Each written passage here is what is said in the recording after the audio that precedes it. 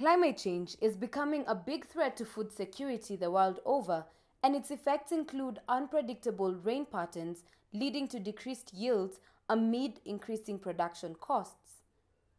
This has created a need for farmers to be trained and empowered to embrace farming practices that can help overcome the effects of climate change. In Kitui County, the county government is promoting an initiative known as Ndengu Revolution to encourage farmers to grow the crop, which the government says is not only drought resistant but also marketable both locally and internationally. We focus on crops that can do well with the little rains that we get in Kitui.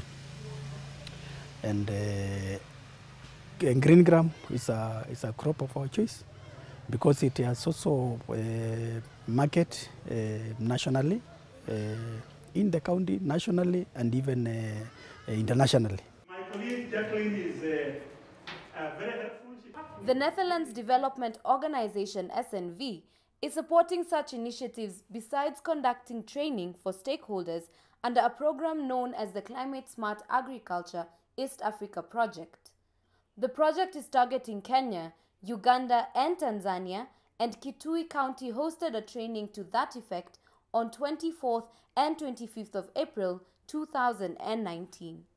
Climate smart agriculture is specifically agriculture production that is focusing on dealing with the climate-related risks. Whatever that farmers can get involved in crop production, livestock production, in fisheries, that can enhance and improve the productivity and therefore income is useful. And in this whole process, we look at the whole value chain, because you can grow something, but if you can't sell it in the market, if there's nobody to buy it, or if the price is so low that it's not worth growing it, then it won't work. The SNV project targets farmers in agribusiness.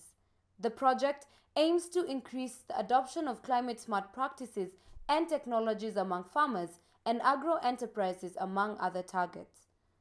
According to the farmers in Kitui County, inconsistent rainfall and pest infestation is the biggest challenge they are faced with.